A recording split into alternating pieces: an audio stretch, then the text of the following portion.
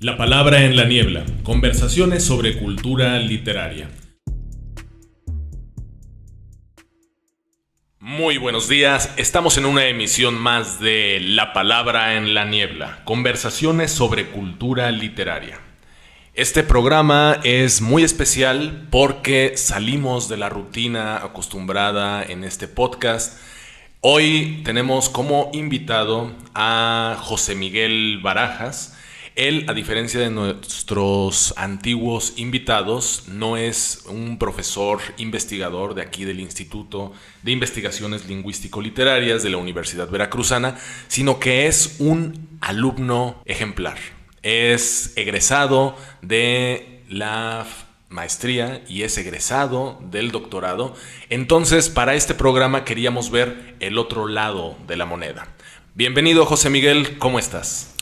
Hola Alejandro, buenos días, bien. Muchas gracias por la invitación, contento de estar aquí. Maravilloso, voy a leer una pequeña ficha, dice así. José Miguel Barajas García es licenciado en Lengua y Literatura Hispánica, maestro en Literatura Mexicana y doctor en Literatura Hispanoamericana por la Universidad Veracruzana. Es decir, has hecho toda tu carrera académica aquí en la UV. Sí, falta ahí también que soy de lengua francesa. Bueno. Va, apenas voy por el principio.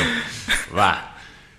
Ha publicado en revistas literarias, libros colectivos y obras especializadas. Recibió en 2008 el Premio Nacional de Ensayo Juan Rulfo.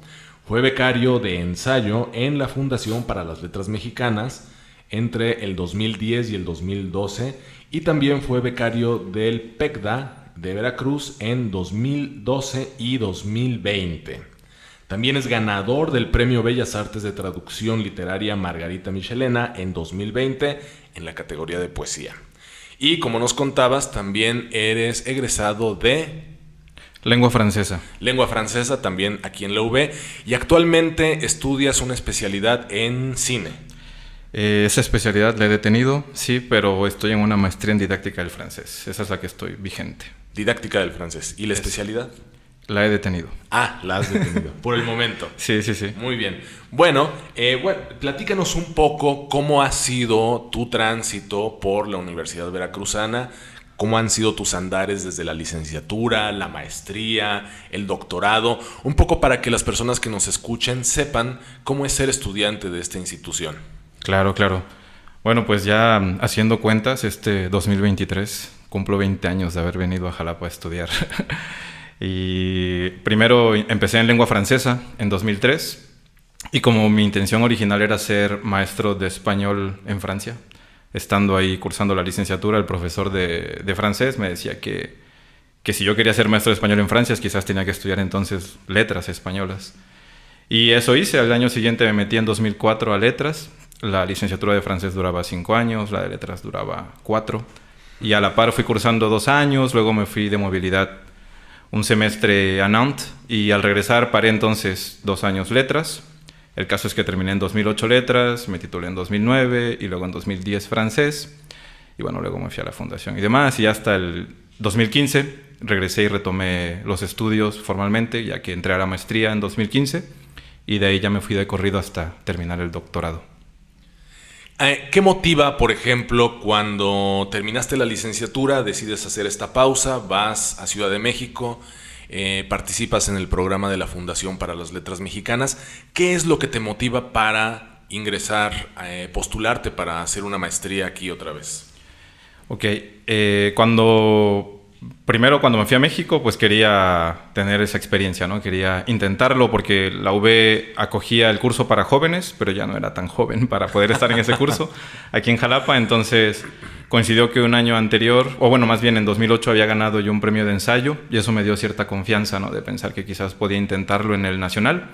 Lo intenté, fui para allá, viví la experiencia, pero después tenía que seguir, ¿no? Y en ese seguir se vislumbraban 2 caminos: intentar la parte creativa con los estímulos que existen o intentar la parte académica, para la cual también me estaba yo formando.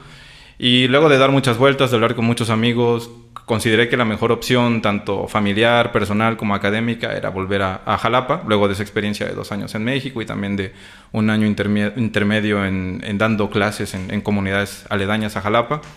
Y luego de una experiencia de poder dar clases en la UB, vi que podía estar intentando dar clases en la facultad y a la par ir haciendo el posgrado. Entonces esa fue la principal motivación, o esas fueron.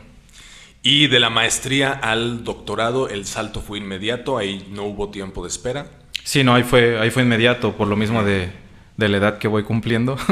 Sentía que, bueno, ya traía el ritmo, por así decirlo, la dinámica, y consideré que si estaba la oportunidad, que coincidía en que la convocatoria se abría y yo terminaba en tiempo y forma, podía participar, y así sucedió, se dio y fue bonito.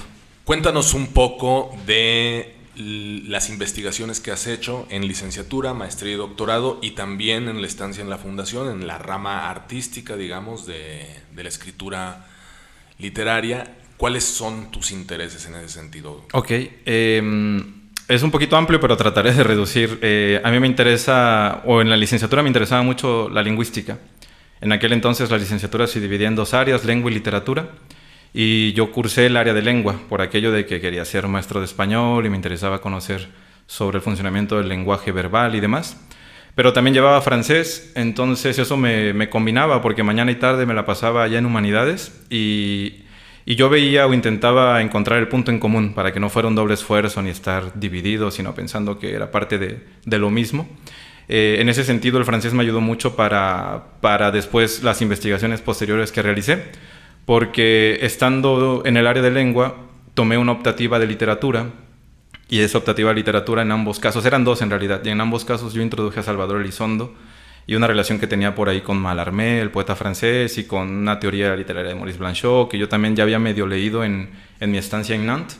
Y entonces ese trabajo de esa materia optativa después se convirtió en el desarrollo, o en el principio del desarrollo de la tesis que realicé en licenciatura con la doctora Marta Munguía.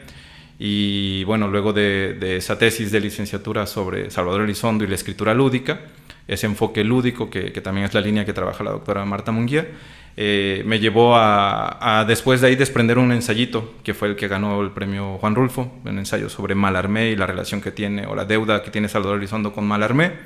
Fue el ensayo que mostré en la fundación.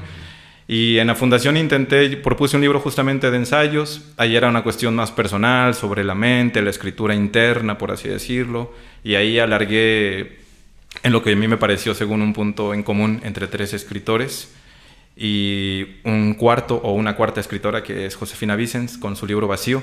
Allá en la fundación propuse un libro cuyo pretexto es un ejemplar usado del libro Vacío, que está supuestamente glosado por alguien que era el antiguo dueño, y ese antiguo dueño en esas glosas sugiere paralelos o lecturas en común con Funes el Memorioso de Borges, con el libro El Desasosiego de Bernardo Suárez, que es un heterónimo de Pessoa, o semi-heterónimo, y con El Señor Test de Paul Valéry. Y bueno, entonces por ahí era un poquito el lenguaje, el funcionamiento de la mente, también el estar cotidiano, la percepción, la vida cotidiana, o sea, ese como doble estar entre ando caminando, pero también voy pensando mis cosas, y la vida fluye, pero también la otra vida interna que no se ve, pero que sucede, y cosas así, ¿no? Entonces por ahí va en el trabajo de la fundación.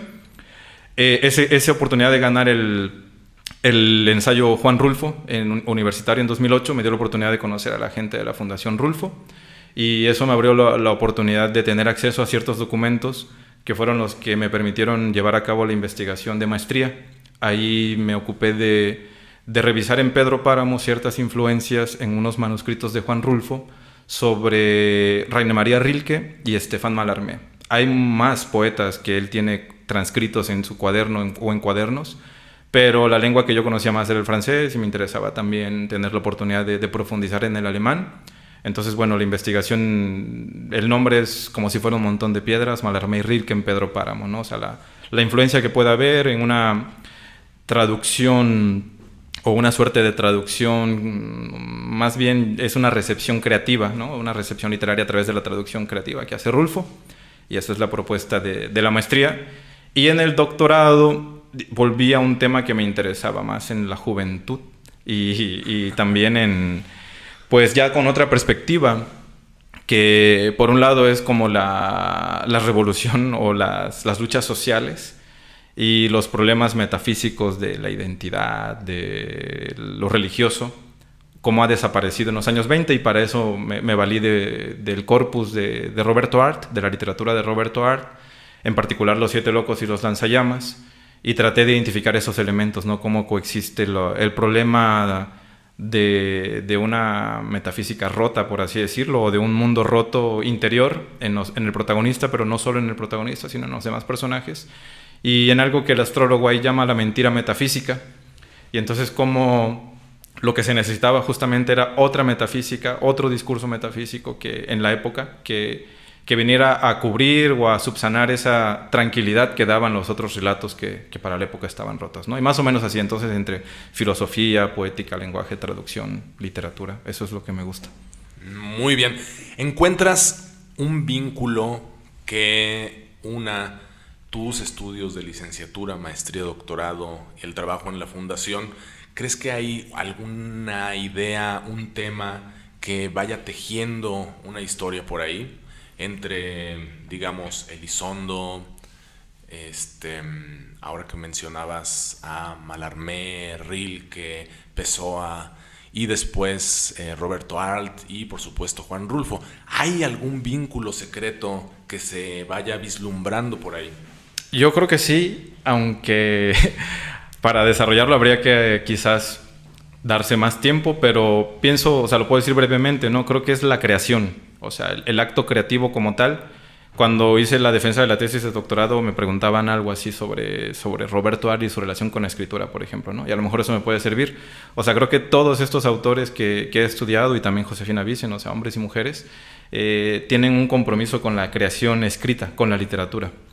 Y no quiere decir que no todo el mundo la tenga, ¿no? Pero eso también influye o está presente en lo que escriben, ¿no? Entonces, una literatura consciente o cuidada, trabajada, que se puede deducir, que uno puede, cuando la estudia, advertir en esos detalles, ¿no? de artesanía incluso, ¿no? De cómo se trabaja con el lenguaje, cómo se influyen otras obras, o sea, incluso en Rulfo, que uno pudiera decir o ha escuchado esas mentiras, por no decir otra palabra, que hablan de él como alguien que no sabía o que no estaba preparado y que simplemente copiaba cosas que escuchaba, ¿no? O sea, no, hay un trabajo de mucho tiempo, de mucha paciencia, de mucho cuidado y también creo que de mucho amor y respeto por la palabra. Entonces creo que en todos los casos es como esa manera de estar en la vida atendiendo a la palabra y todo lo que nos puede dar la palabra, en una gama amplia, ¿no? Puede ser ensayo, puede ser poesía, puede ser narrativa, puede ser dramaturgia, o sea, una amplitud de la palabra y sus posibilidades, eso me gusta. Ha sido un camino bastante estimulante el que has llevado desde tu formación, de la primera formación en la licenciatura, ahora que ya te titulaste como doctor en literatura hispanoamericana. Y bueno, vamos a seguir platicando sobre otros intereses que tienes, los vínculos con el cine, pero primero vamos a hacer un corte para el primer rollito cultural a cargo de Edgar Rodríguez. El mar es insondable como la memoria. La mente juega trucos, cruza referencias. Me acuerdo, no me acuerdo. Uno está tranquilamente en casa intentando descansar, viendo algo intrascendente en televisión, cuando una duda clava sus garras en la garganta. Nos impide respirar hasta que no recordemos ese algo, esa palabra, esa frase, esa persona, ese libro, ese autor que se hunde en un océano de información en nuestra cabeza. Estaba el otro día viendo la serie documental de Netflix sobre el vuelo MH370 de Malaysia Airlines, el cual desapareció misteriosamente el 8 de marzo de 2014. Esto me recordó otros accidentes aéreos en la historia, especialmente el vuelo 11 de Aviaxa, ocurrido el 27 de noviembre de 1983, en el cual murieron algunos escritores y críticos latinoamericanos, Jorge Ibargüengoitia, Marta Traba, Ángel Rama y Manuel Escorza. Recordé también ciertos cuentos que relatan accidentes aéreos, especialmente uno del escritor jalapeño Sergio Galindo, titulado Terciopelo Violeta. Planeaba tranquilamente por mi particular universo de referencias cuando caí en un abismo. Una historia sin fecha, sin nombre propio, sin título de identificación. Recordé los bordes de la historia. Un hombre mayor llega al aeropuerto con su familia. Lo acompañan para despedirlo como si fuera el último adiós. El protagonista aborda el avión con la misma convicción. Se entrega trágicamente a un destino mortal. Subirse a un avión es, en el contexto de esta historia, equivalente a un suicidio. Es un cuento corto hasta donde recuerdo, escrito con una prosa sencilla, sin grandes aspavientos. No hay nada de fantástico en el relato. Un hombre va a subir a un avión y ya. Lo extraño es lo que esta circunstancia representa. Intenté recordar el nombre del autor sin éxito. Hice búsquedas en internet, probé variables. Le escribí a algunos colegas pidiendo ayuda. Nada. Perdí un día hojeando mi desordenado librero. Navegué en antologías buscando alguna pista, cazando un cuento. Naufragué en un mar de referencias en internet hasta que finalmente encontré sosiego en una isla. No era el cuento que buscaba, pero sí el que necesitaba encontrar. Contra los aviones, del costarricense Juan Fuentes Murillo. El autor relata su encono personal en contra de los aviones y refiere en especial el vuelo 11 de Aviaxa. Recrea la atmósfera del vuelo y los posibles pensamientos de sus pasajeros, especialmente Jorge Ibargüengoitia, Marta Traba, Ángel Rama y Manuel Escorza. De este último refiere un verso, el cual pone en la mente del escritor Ibargüengoitia mientras reflexiona con su acostumbrado humor ácido que definitivamente Escorza es mejor poeta que novelista. El mismo verso cierra el relato. Dice así: voy a las batallas, sed felices para que yo no muera. Subirse a un avión es emprender una batalla. A veces los aviones explotan en medio vuelo. Es verdad, a nadie le gusta hablar de eso, pero sucede. A veces también esos aviones caen al mar y se pierden en el océano para nunca ser encontrados, como posiblemente sucedió en el 2014 con el vuelo MH370 de Malaysia Airlines. Como sucedió también con ese cuento perdido en el océano de mi memoria. Perderse a veces es también encontrarse.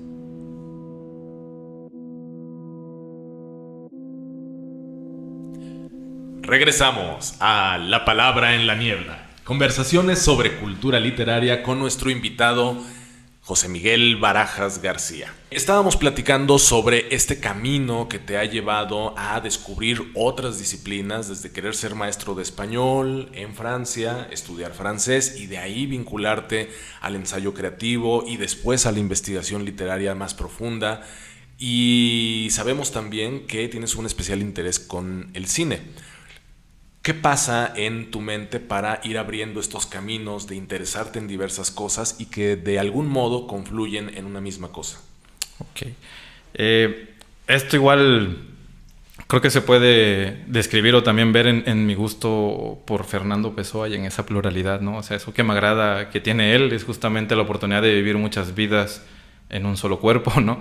Y sin que eso totalmente se pueda en todo el tiempo, creo que podemos intentarlo, o al menos a mí me interesa intentarlo hasta donde puedo, porque hay que trabajar, pagar renta, también me canso y así, pero si no, o sea, intento, ¿no? Trato de irlo vinculando, encontrar el punto medio, y creo que ese punto medio ha sido el estudio del lenguaje, ¿no? El lenguaje verbal, pero también el lenguaje audiovisual, ahora que mencionas el cine.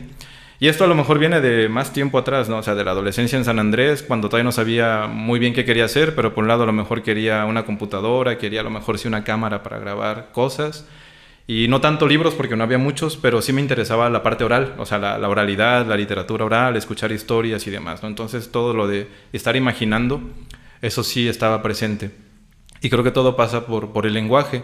Muy recientemente tuve la oportunidad de trabajar en la Escuela Veracruzana de Cine Luis Buñuel, un semestre, y ahí conocí ya más de cerca tanto con el trabajo con los estudiantes como la necesidad de formarme para ir aprendiendo en las clases que daba de procesos creativos, esta cuestión del cine.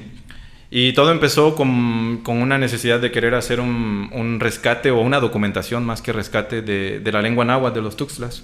Yo tenía un proyecto que era muy austero, donde con el celular intentaba grabar ciertas expresiones y pensando en la formación de didáctica de idiomas, tratar de proponer una didáctica del idioma náhuatl que le llaman macébal allá.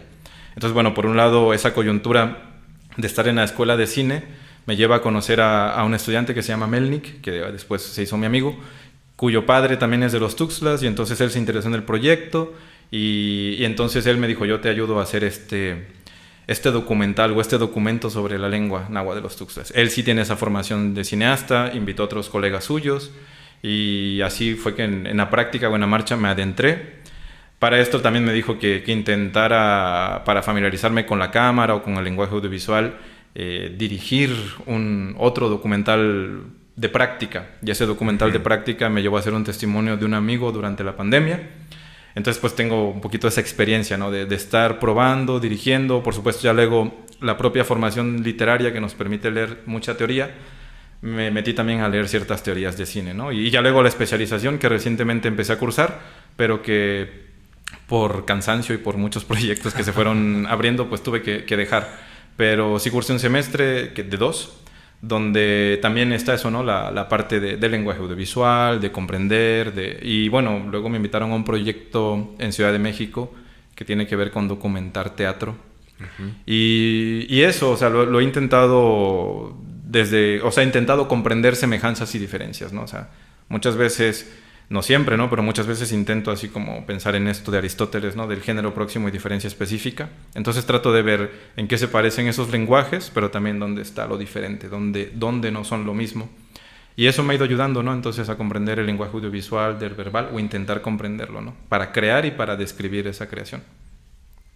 Bueno, es bastante interesante esta relación entre literatura, lenguaje, cinematografía. Y en cuestiones de cine te interesa, como nos has comentado ahora, la parte documental. ¿Nos puedes platicar un poco qué es, a grandes rasgos, un documental? ¿Por qué te interesa y cuál sería su vínculo con la literatura? Claro. Bueno, en la parte del documental me agrada por aquella oportunidad de fijarme en esas cuestiones cotidianas que, como decía hace un momento, quizás suceden o están pasando en la vida, pero no las captamos, ¿no? O sea, y pienso que hay muchas personas que tienen algo que contar, que pueden compartir o que quieren compartir y que no siempre pueden escribirlo, por ejemplo, ¿no? Y entonces es el vínculo de literatura de entrada o directo, yo lo fijaría en la oralidad. Esa necesidad de conocer esas historias, ¿no? Pero primero por gusto, ¿no? O sea, como por chisme, si se quiere, ¿no? O sea, como enterarme de qué tiene que contarme alguien, ¿no? O sea, o no es que tenga que, sino qué me puede contar, qué puedo aprender yo de esas personas con las que podemos conversar.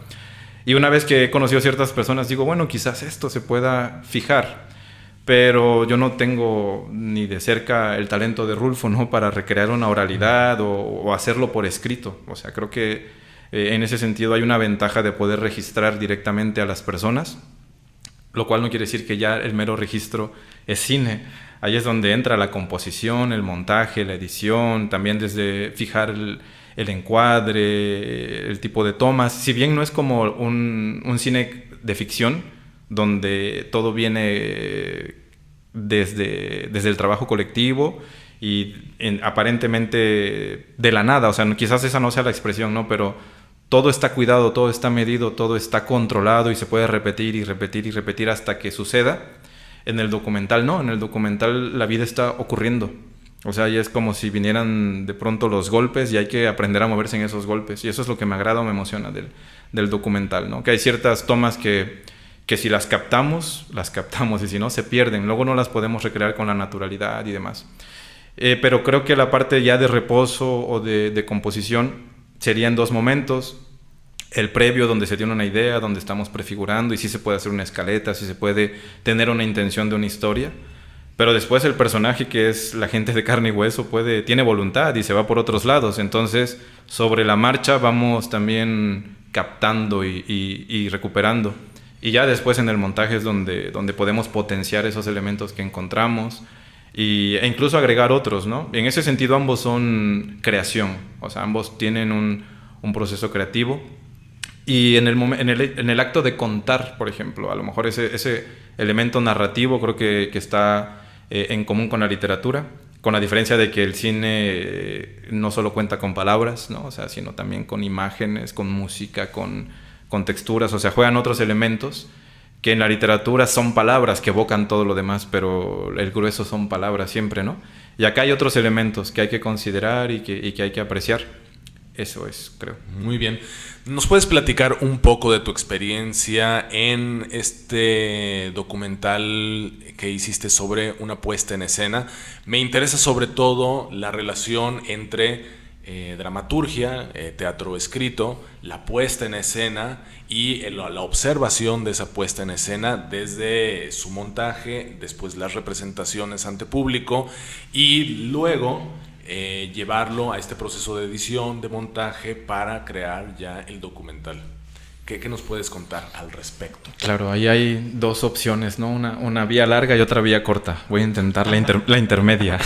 Muy bien. Todo, digamos, se reduce a que un amigo que estudió en la UB en la licenciatura en filosofía vive en Francia y monta junto con su esposa una compañía de teatro que se llama la Compañía Comala.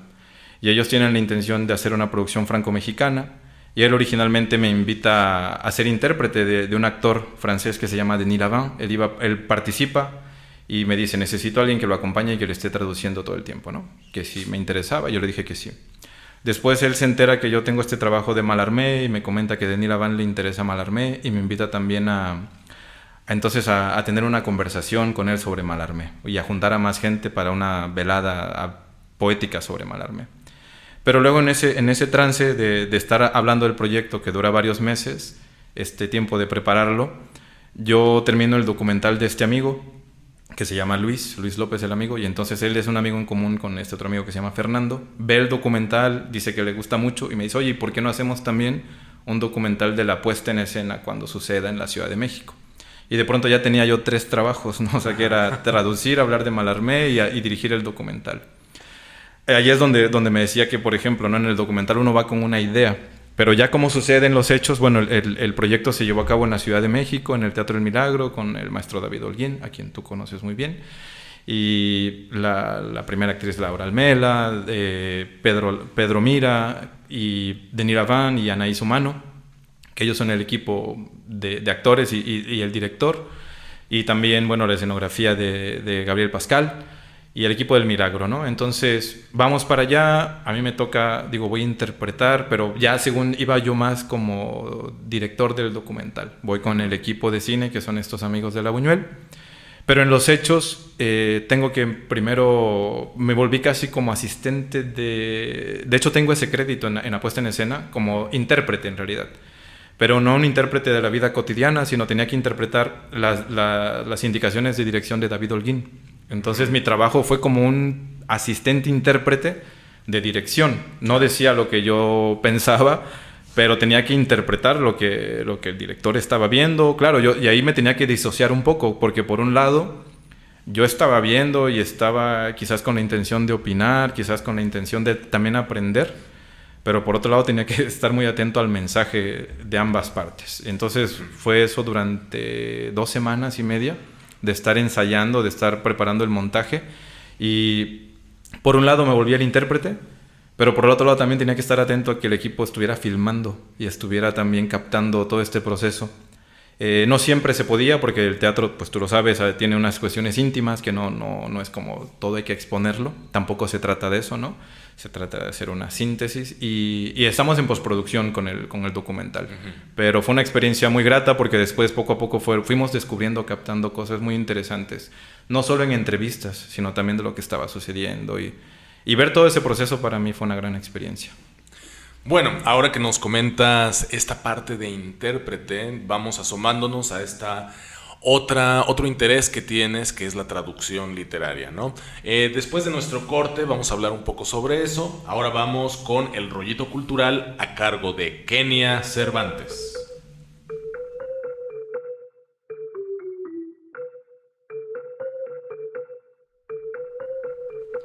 La figura del flaneur describe a alguien que camina sin rumbo fijo por la ciudad, examinando su entorno, captando las impresiones que le provoca. Es un espectador activo, un observador curioso que se mueve por las calles, no importa qué, no importa quién. Él es un explorador del espacio que analiza las personas y los objetos que lo habitan. El flaneur se convirtió en un símbolo de la cultura urbana y de la libertad individual. Invita a tomar el tiempo para explorar y reflexionar sobre el mundo que nos rodea. Es un solitario en medio de la multitud, dice Baudelaire. Este paseante surge cuando las callejuelas y bulevares se convierten en protagonistas del relato. Él se pasea por la ciudad, se empapa de ella. Entonces ésta se dibuja a partir de la mirada de alguien que prefiere observar a ser observado. En El hombre de la multitud de Poe, un narrador anónimo mira desde un café pasar a todos, hasta que decide seguir a un anciano, y en ese andar nos lleva por los barrios de Londres durante toda una noche. De esta forma queda claro, como sentencia Edmund White, que el flaneur es un creador de experiencias, un coleccionista de impresiones que transforma la ciudad en un escenario para su propia imaginación. La imagen del paseante se urde con la del espacio como un elemento constitutivo del texto literario, y la mirada se vuelve un acto que cimienta ambientes, lugares y los dota de emoción y significados, desarrollando los aspectos de una sociedad y su cultura. El flaneur, que parece no interactuar con nadie, toma el paseo como actitud ante la vida. De esta forma vuelve al lector un voyeur, otro caminante que sigue con su ojo cada movimiento. Su aparente no implicación lo significa todo, y así el espacio se alza entre la gente desde las huellas de un explorador nato. Es una figura de las posibilidades que encuentra fascinación en el laberinto de la ciudad, el espectador curioso de un espacio que se arma en el silencio de la algarabía, en la soledad de la multitud.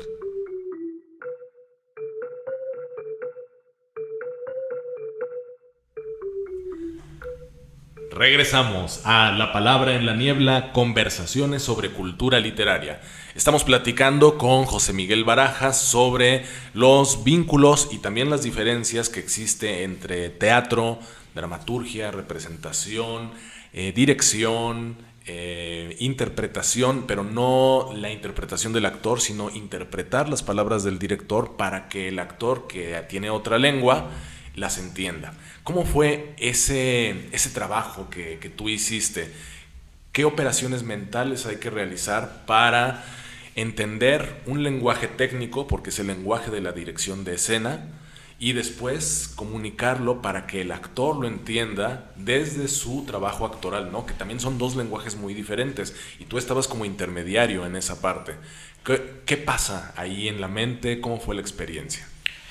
Bueno, por un lado, si bien no es como de lo que más me ocupo, sí tengo ciertas nociones del texto dramático, ¿no? O sea, sí he asistido en algunos momentos al teatro, aunque no es lo que yo he desarrollado más.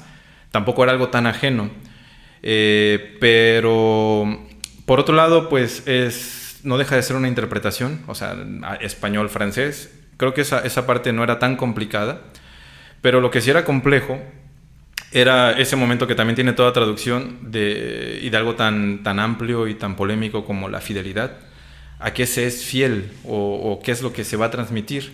Y hablo a lo mejor de ciertos momentos, como tú lo sabes que en todos los proyectos sucede, en los que a lo mejor puede haber diferencias, donde puede haber como ciertas tensiones, y que si le agregas una mala traducción se va todo al traste, ¿no? O sea, y había yo en ocasiones que tomar esas decisiones, ¿no? O sea, no todo el tiempo, lo demás siempre fluía muy bien, pero cuando había cosas que eran polémicas, simplemente a lo mejor desacuerdos, yo tenía que mediar, y a lo mejor no como estar en medio y echarle más fuego, ¿no? a la discusión, sino tratar de transmitir el mensaje, y entonces en ese sentido a lo mejor no fui un buen traductor-intérprete, pero sí un buen mediador. O sea, tenía que comunicar esas partes. Repito, no sucedió todo el tiempo, ¿no? Pero que a lo mejor fueron las partes. Y también el hecho mismo de cómo me situaba yo sobre escena. O sea, porque yo veía, bueno, están los actores, está el director. Ese era su espacio. Pero yo qué cosa hacía ahí parado. De pronto yo no sabía cómo situarme en ese espacio. Pero muy pronto también lo pensé como en el béisbol. Eso fue lo que me tranquilizó. O sea, yo pensaba que era como un jardinero central, que a lo mejor no recibía siempre los batazos, pero yo tenía que estar atento a cuando vinieran hacia mí y enseguida también saber responderlos, ¿no? Entonces ya hasta incluso tomé esa posición de estar así como pensando en cuándo tenía que correr y entrar y salir, como recoger la pelota, y eso se volvió como un juego y me dio tranquilidad, porque si no yo sentía que si mi energía no era acorde con la que estaban ellos proyectando en el escenario, yo iba a meter un ruido, y trataba de evitar esos ruidos, ¿no? Y también trataba de apaciguar cuando había esa falta de comunicación por la misma cultura o lengua, Y ya luego, bueno, los mensajes de posturas estéticas, pues eso sí había que darlos, ¿no? No había que distorsionar el mensaje. Pero había otras cuestiones que a lo mejor eran culturales, a lo mejor que había que matizar ciertas palabras, ¿no? Para no avivar discordias, ¿no? Y demás. Supongo que tu experiencia en lengua francesa te ayudó después a traducir de manera escrita. Tienes un premio al respecto. Ahora me gustaría que nos platicaras un poco de la diferencia entre la traducción literaria, la traducción de literatura, de una obra literaria, y la traducción oral. Y después, si nos puedes contar de qué libro fue el que hiciste la traducción y cuáles son las virtudes que tiene tu traducción que la hiciera merecedora de este premio. De la parte de la interpretación, que es como se suele llamar a la traducción oral, y la traducción escrita literaria, pues de eso hay también mucha información, ¿no? Pero brevemente, la interpretación puede tener dos maneras, ¿no? Simultánea y consecutiva. Hay que tener, yo creo que, un cierto carácter para ello y una preparación. En ambos casos es una preparación. Pero la gran diferencia es que ahí no hay oportunidad para equivocarse, ¿no? Ni tampoco hay tiempo. Un gran intérprete que fue un maestro mío, que fue el que me dijo de meterme a estudiar español, que se llama Benoit, él que trabaja aquí en la Veracruzana, él es un gran intérprete y alguna vez dijo que era como manejar un auto de Fórmula 1, ¿no? O sea, hay que ir con todo y hay que tener ese temple para seguir ese flujo del discurso. Yo no es algo que haga, ¿no? O sea, no es algo que practico, lo respeto, pero no tengo ganas de meterme por ahí en la simultánea ni en consecutiva. Lo he hecho un par de veces, como en este caso, pero repito, ahí no fue tanto una traducción propiamente, o una interpretación propiamente consecutiva, sino era intentar mediar, era una mediación cultural, si se quiere. Y en otro caso, sí, en la Fundación para las Letras Mexicanas sí llegué a traducir, y bueno, también a Denis Lavant llegué a interpretar, pero también reducía, entonces no es algo que haya practicado. La literaria sí, es algo que he practicado más y la veo como una forma de la creación también. Hay quien llega a decir que el traductor literario es creador de su obra, estoy de acuerdo, o sea, porque recreamos en la lengua, claro, con un documento original y con todos esos derechos de traducción y esa fidelidad y reconocer que hay un autor en lengua original. Y eso es algo que me agrada porque lo veo también como una mejor manera de leer, o sea, una manera más completa de leer, y al mismo tiempo como una oportunidad de recrear o crear, y es como ejercitarme, como hacer sombras si esto fuera Vox, ¿no? O sea, estar haciendo ahí, no es propiamente la escritura propia, pero me da tonos, me ejercita. Y además pagan, entonces pues eso está mejor todavía, ¿no? Porque me ejercita y creo que le puede interesar más a la gente lo traducido que lo que se me ocurra a mí propiamente, ¿no? Y en ese sentido, por ejemplo, hablabas del premio, pues con esa visión de que por ahí se pagaban, pues me invitaron a traducir este libro de Jacques Rigaud, la editorial Aquelarre Ediciones de aquí de Jalapa, Miguel Pineda, su editor. Y en ese momento también Amanda Falcone, que estaba con él en la editorial. Ellos me invitaron a traducir a Jacques Rigaud. Pues yo me preparé, ya era el tercer libro que traducía. Y ese libro tuvo la fortuna de recibir este premio Margarita Michelena en el 2020. Las virtudes me las dijeron por un correo, pero también coincidió en que era la pandemia. Entonces, esa pandemia, pues no tuvimos la premiación en presencia. Fue virtual, también muy desfasada. Sí, llegó el dinero, también medio desfasado, pero llegó el dinero. Y sí me llegaron a mandar un correo, o sea, un correo personal. Una de los jurados me dijo, ¿no? que le parecía, no lo sé, que había encontrado la sensibilidad para expresar el humor, para expresar ciertos matices, porque el texto me parece que tenía todo eso, ¿no? Era una escritura que tiene mucha ironía, y a lo mejor eso es complicado luego llevarlo de un idioma a otro. Y a la vez era un texto también muy ácido. O sea que había que cuidar esa acidez. O sea, si se pasa, pues ya lastima, ¿no? Pero si no se pone, pues no se siente. Y entonces creo que había que tener ese cuidado. Y todo con palabras, pues, ¿no? O sea, no solo palabras, pero al final lo que decimos son palabras. Entonces ahí entra la lingüística y la formación literaria y todo eso.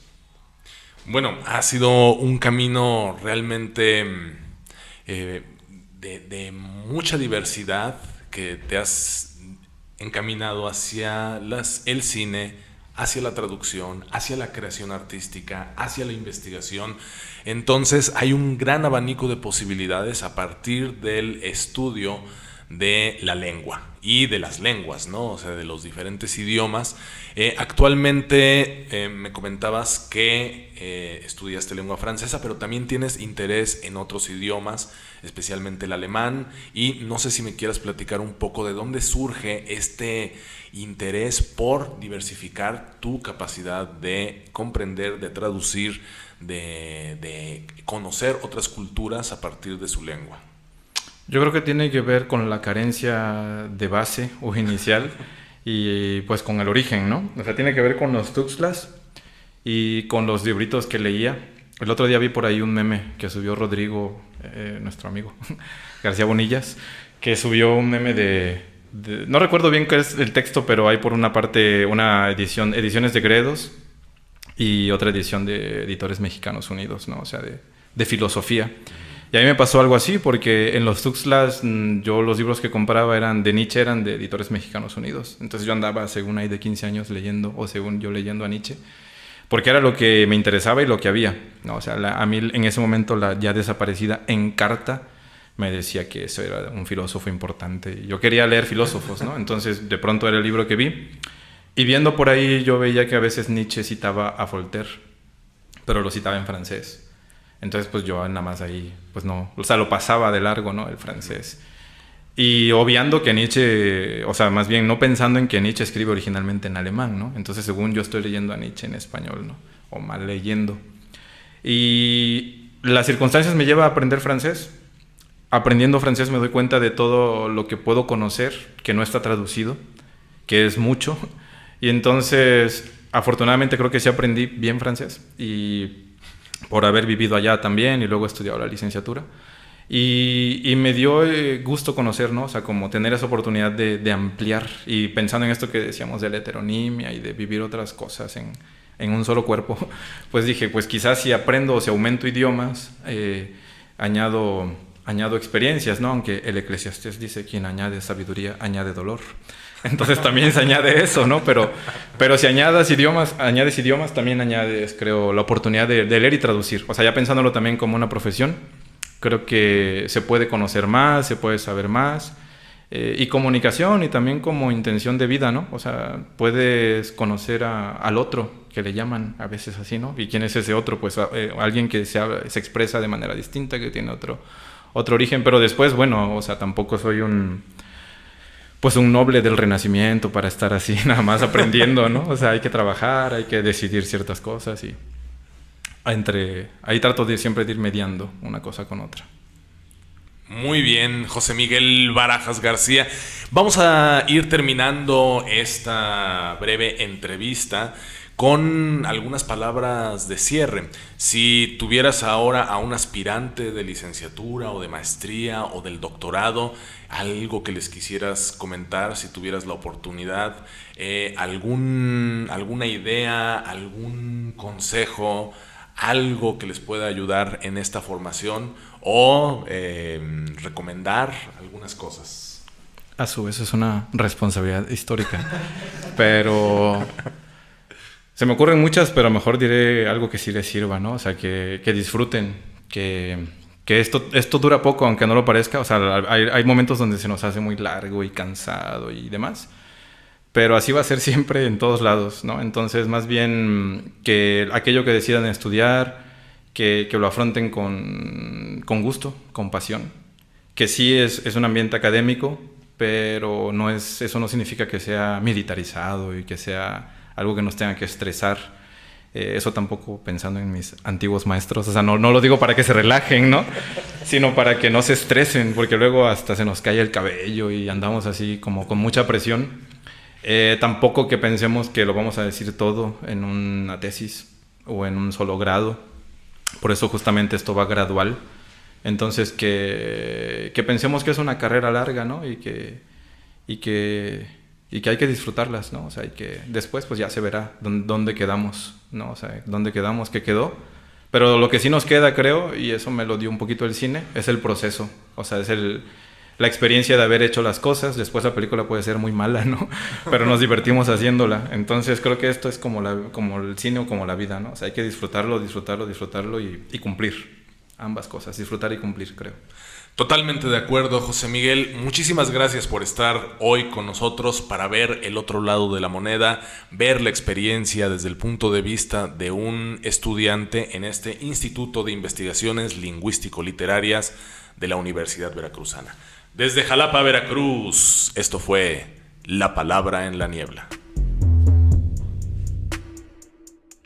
La Palabra en la Niebla. Conversaciones sobre cultura literaria es una producción del Instituto de Investigaciones Lingüístico-Literarias de la Universidad Veracruzana. Locutor, Alejandro García. Rollitos culturales, Edgar Rodríguez, Alejandro Solano, Raúl Osorio, Shanik Sánchez, Alfredo Loera y Kenia Cervantes. Controles y apoyo técnico, Manuel Escobar. Enlace y divulgación, Soledad Colorado. Edición, Naomi Tanamachi. Producción y dirección, Alejandro Solano.